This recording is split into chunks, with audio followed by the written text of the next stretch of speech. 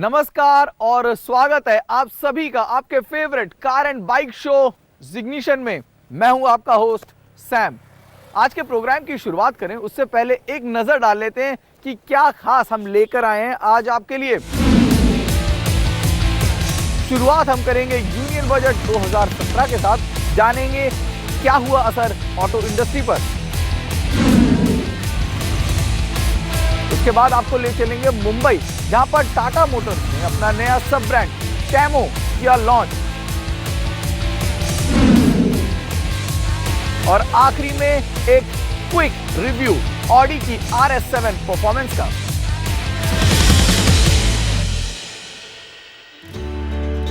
हर साल बजट से auto industry बड़ी उम्मीदें लगाती है। इस साल भी मैन्युफैक्चरर्स और बायर्स बजट से कुछ मिलने का इंतजार कर रहे थे। नई टैक्सेशन, इंपोर्ट ड्यूटी रिस्ट्रक्चरिंग या फिर स्पेशल इंसेंटिव्स हाइब्रिड और इलेक्ट्रिक गाड़ियों के लिए। लेकिन बायर्स और मैन्युफैक्चरर्स के लिए ऐसा कुछ चौंकाने वाला निर्णय बजट में नहीं दिखा। लेकिन बजट में दिखी एक तस्वीर, एक पॉजिटिव रोड मैप उज्जवल भारत के लिए, जिसको ऑटो इंडस्ट्री ने स्वागत किया। मार्केट को कई चीज़ों के लिए काफ़ी डर था, जैसे लॉन्ग टर्म कैपिटल गेन में शायद कुछ हो जाए या कुछ गिफ्ट टैक्स में कुछ हो जाए। वो सब नहीं हुआ, तो उससे ही मार्केट में काफ़ी पॉजिटिव इम्पैक्ट आया है। लेकिन मैं ये भी कहूँगा कि बजट में काफ़ी एक तरह से कॉशियस बजट था। बहुत डिस्रप्टिव कुछ इन्होंने इस बजट में नहीं अनाउंस किया। लेकिन जो प्रायोरिटीज़ गवर्नमेंट ऑफ इंडिया की हैं, जो पिछले कई सालों से 3 सालों चल रही हैं, वो कायम रही हैं।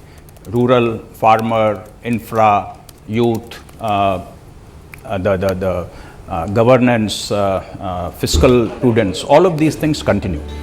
जानकारों का मानना है कि जल्द लागू होने वाले जीएसटी के कारण इस बजट में ऑटो इंडस्ट्री के लिए कुछ खास नहीं रखा गया। जुलाई के महीने में जीएसटी लागू होने की उम्मीद है और ऐसे में बजट में लिया गया कोई भी निर्णय बेईमानी हो सकता था। पर ऐसा नहीं कि इस बजट में कुछ नहीं रहा। एक नजर उन बातों पर जो डायरेक्टली या इनडायरेक्टली ऑटोमोबाइल इंडस्ट्री पर असर कर सकती हैं।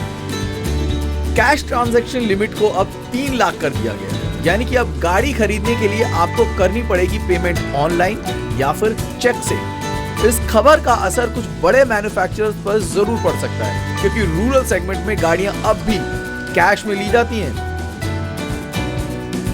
ट्रांसपोर्ट सेक्टर के लिए इस बजट में 2.41 करोड़ का इन्वेस्टमेंट प्लान किया जा रहा है। इस रकम का इस्तेमाल रेल, रोड और वाटर ट्रांसपोर्टेशन के इंफ्रास्ट्रक्चर बनाने में लगाया जाएगा।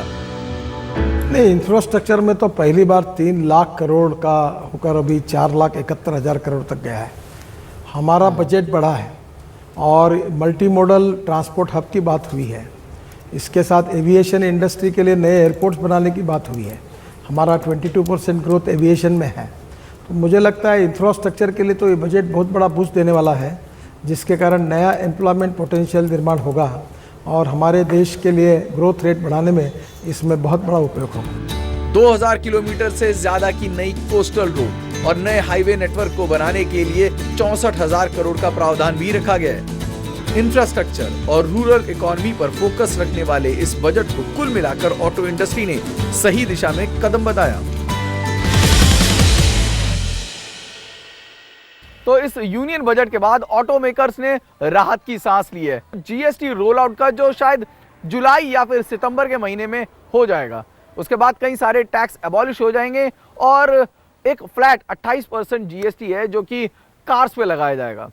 हाँ, लग्जरी कार मैन्युफैक्चरर्स के लिए शायद उस वक्त थोड़ी सी मुश्किल आ सकती है अगर additional cess luxury car manufacturers पे लगाया जाता है। ऐसे में ये जो 4-5 महीने हैं लग्जरी गाड़ी खरीदने के लिए अच्छे हो सकते हैं और हम आपकी मदद कर देते हैं। आपको बता देते हैं कि आने वाले 3 महीनों में कौन सी अच्छी लग्जरी गाड़ियां बाजार में उतरने वाली हैं।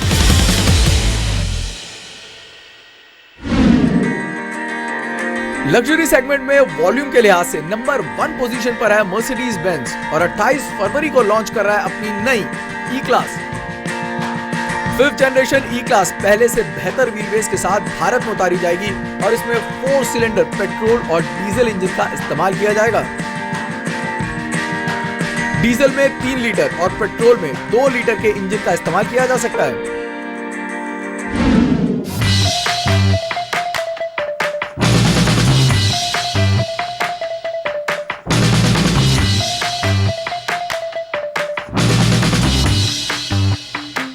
फरवरी के महीने में ऑडी अपनी much awaited A4 diesel sedan को लॉन्च कर रहा है। इस सेडान में नया 2 लीटर का डीजल इंजन इस्तेमाल किया जाएगा जो कि 190 bhp की पावर जनरेट करेगा। 7 स्पीड डुअल क्लच गियरबॉक्स वाली इस लग्जरी सेडान में मैनुअल वेरिएंट भी दिया जा सकता है। इस सेडान की कीमत हो सकती है 45 से 50 लाख के बीच। फरवरी के महीने में पोर्शे 718 बॉक्स्टर और 718 केमैन लॉन्च कर रही है। इन दोनों गाड़ियों की कीमत होगी 80 से 85 लाख के बीच। पोर्शे 718 केमैन में दिया जाएगा 2 लीटर का 4 सिलेंडर टर्बो पेट्रोल इंजन जो कि 296 bhp की पावर जनरेट करता है। इस कार की टॉप स्पीड है 275 किलोमीटर और 0 से 100 की रफ्तार पकड़ने में ये गाड़ी लेती है 5.1 सेकंड का समय।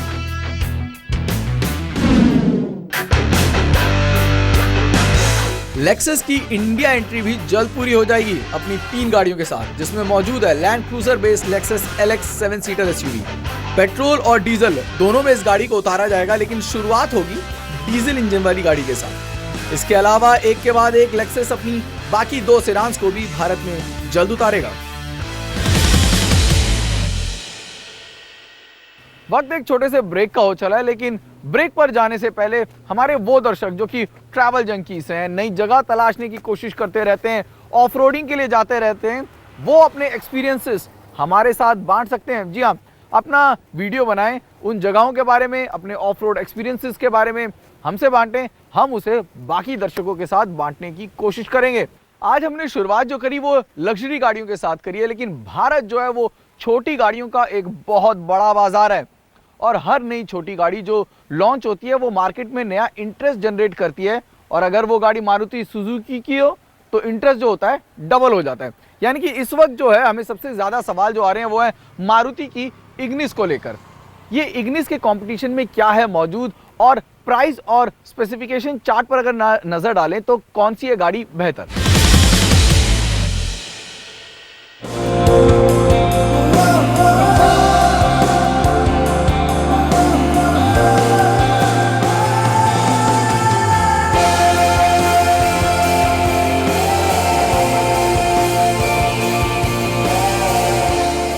इग्निस से आप जिग्निशन में पहले ही मिल चुके हैं।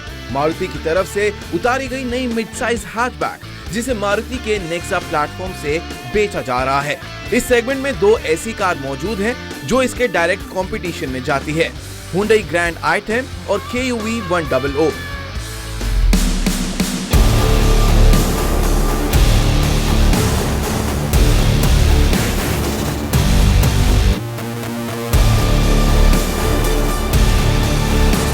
इन 3 गाड़ियों में Hyundai ग्रैंड i10 सबसे पुरानी है और जल्द ही इसका फेसलिफ्ट बाजार में उतारा जाएगा। शुरुआत करते हैं कीमत के साथ। इग्निस को 4.5 लाख के बेस कीमत पर लॉन्च किया गया। पेट्रोल टॉप मॉडल की कीमत है 6,59,000 रुपए और डीजल टॉप मॉडल की कीमत है 7,46,000 रुपए। KUV 100 कीमत के मामले में इग्निस को देती है कड़ी टक्कर। 4,58,000 से लेकर 7,09,000 रुपए। चार्ट से एक बात साफ हो गई है कि ग्रैंड i10 इन दोनों में महंगी है, 4,91,000 से लेकर 6,85,000 रुपए के बीच। मारुति इग्निस की पेट्रोल और डीजल दोनों में ही ऑटोमेटिक वेरिएंट मौजूद है और डीजल ऑटोमेटिक इग्निस की कीमत है 7,46,000 रुपए, यानी कीमत कुछ ज्यादा। कीमत के बाद अब बात डिजाइन की, जो कि पर्सनल चॉइस है और तीनों ही गाड़ियों में आपको मिलता है टॉल बॉय डिजाइन। KUV 100 में स्मॉल SUV फील देने की कोशिश करी है, तो इग्निस है यूथफुल। ग्रैंड i10 एक सिंपल पैकेज है और इन तीनों में थोड़ा पुराना लेकिन जल्द ही आने वाला है इसका फेसलिफ्ट, जिसे आप जिग्निशन के अगले एपिसोड में मिलेंगे। इन हैचबैक्स में से ग्रैंड i10 सबसे लंबी है तो KUV 100 सबसे ऊंची और चौड़ी।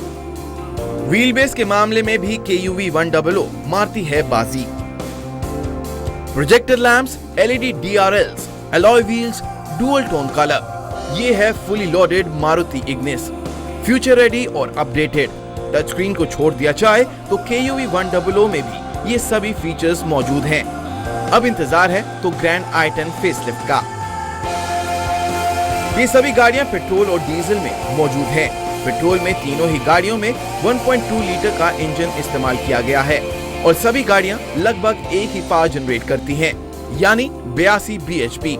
ग्रैंड i10 और इग्निस में आपको ऑटोमेटिक वेरिएंट भी दिए गए हैं और इग्निस का पेट्रोल वेरिएंट बाकी दोनों से कुछ बेहतर लगा, जिसकी कंप्लीट रिपोर्ट हम आपको देंगे इन गाड़ियों के रोड टेस्ट के बाद। पेट्रोल और डीजल दोनों में ही माइलेज के मामले में इग्निस मारती है बाजी। कुल मिलाकर इग्निस है फ्रेश, KUV 100 प्रैक्टिकल। अब बस कुछ दिनों का इंतजार है जब ग्रैंड i10 अपडेट के साथ बाजार में मौजूद होगी।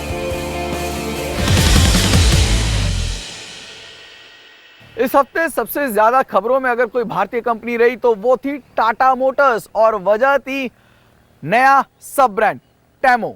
जी हाँ, क्या है ये टेमो और कैसे करेगा ये आने वाले समय में काम। एक खास बातचीत करी हमने टाटा मोटर्स के MD गुंटर बुटशेक के साथ और ये भी जान लेते हैं कि टेमो में आखिर है क्या।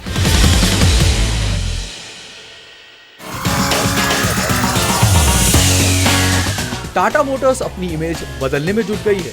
इस सिलसिले में कंपनी ने एक नया सब ब्रांड टेमो को लॉन्च किया। कंपनी के मुताबिक टेमो ब्रांड से अलग कारें बनाई जाएंगी जो ज्यादा फ्यूचरिस्टिक और टेक्नो सेवी होंगी। On this Tamo platform, which is a special platform, low volume, low investment, but with the incredible opportunity that we are going to be much faster, with a much lower risk, and at the same point of time it gives us the chance to prove far in advance, before we launch something on a volume platform, we can actually deliver the proof of concept on the Tamo platform. So it's a sub-brand. At the same point of time, it's a vertical that works incubator-like. TEMO Tata Motors का ही short name है। Auto sector के बदलते trend के मुताबिक टेमो consumers को कारें उपलब्ध कराएगा। टेमो सब ब्रांड की मदद से टाटा मोटर्स नई टेक्नोलॉजी को प्रमोट करेगा।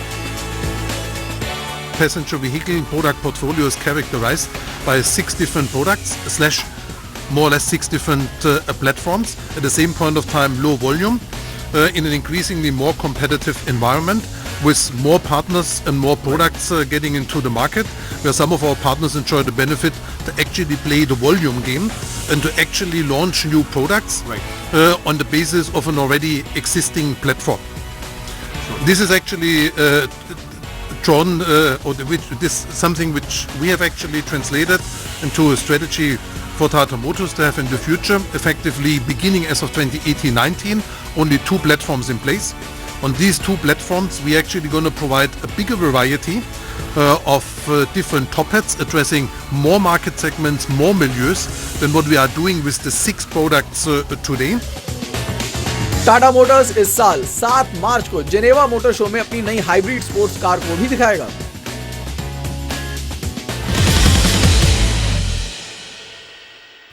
दोस्तों, जी बिजनेस आपको हर खबर बिजनेस जगत से जुड़ी सबसे पहले पहुंचाता है और अगर आप चाहते हैं कि और सरल अंदाज में जल्द से जल्द आप तक पहुंचे तो तरीका जो है वो बेहद आसान है। जी बिजनेस के फेसबुक पेज को या फिर जी बिजनेस के ट्विटर अकाउंट को फॉलो करें और देखिए कि किस तरीके से हर खबर आप तक पहुंचती है सबसे पहले। आज की इस रोजमर्रा की भागती दौड़ती जिंदगी में कार जो है वो नेसेसिटी बन चुकी हैं, लेकिन कुछ ऐसी गाड़ियां होती हैं जो कि होती हैं ड्रीम मशीन। जी हाँ, ऑडी RS7 एक ऐसी ही ड्रीम मशीन है। भारत में काफी टाइम से मौजूद जरूर है, लेकिन इस गाड़ी में कुछ बदलाव हुआ है। अब ये गाड़ी हो चुकी है पहले से ज्यादा पावरफुल। एक नजर RS7 परफॉर्मेंस पर। जब परफॉर्मेंस कार की बात होती है तो ऑडी का नाम लाजमी है, सबसे पहले आता है और उस लाइनअप में जो ऑडी की गाड़ियां भारत में मौजूद है उसमें R8 जो है वो बेंचमार्क सेट करती है, लेकिन इस बेंचमार्क के बेहद करीब एक और गाड़ी पहुंच चुकी है, वो है ऑडी की ये RS7 परफॉर्मेंस। जी हाँ, RS7 जो है वो भारतीय मार्केट में काफी टाइम से मौजूद है, लेकिन 2016 के अंत में इसका एक नया वर्जन, परफॉर्मेंस वर्जन भारत में उतारा गया था और अब ये गाड़ी 590 bhp की मैसिव पावर जनरेट करती है और अंदाजा लगा लीजिए 0 से 100 की रफ्तार पकड़ने में सिर्फ 3.7 सेकंड का समय। यानी कि एक स्पोर्ट्स कार, एक प्रैक्टिकल कार एक 4 डोर कूपे और जाने क्या क्या।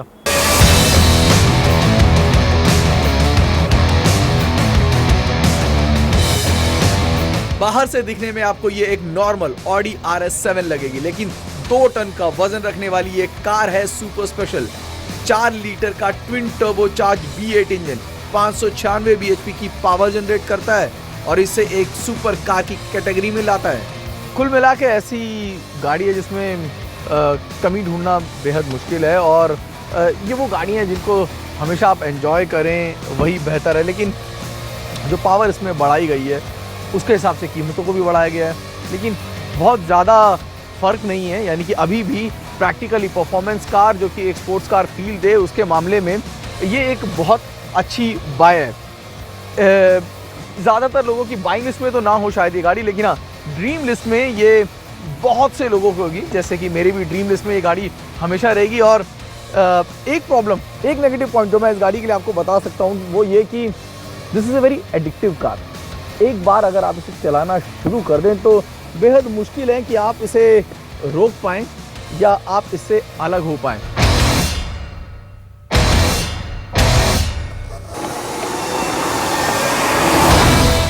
ऑल व्हील ड्राइव फॉर्मेट में मौजूद ये गाड़ी है बेहद तेज।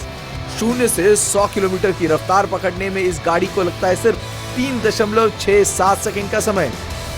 8 स्पीड गियर बॉक्स परफेक्ट है और गियर चेंज है सुपर स्मूथ। इस गाड़ी की रफ्तार का अंदाजा तभी लगता है जब आपकी नजरें जाती हैं स्पीडोमीटर पर। परफॉर्मेंस के मामले में गाड़ी जितनी स्पोर्टी है, इंटीरियर्स भी कुछ कम नहीं। RS7 एक फीचर लोडेड पावरफुल मशीन है और इस कार की दिल्ली एक्स शोरूम कीमत है 1.59 करोड़, यानी कि स्टैंडर्ड RS7 से करीब 12 लाख ज्यादा।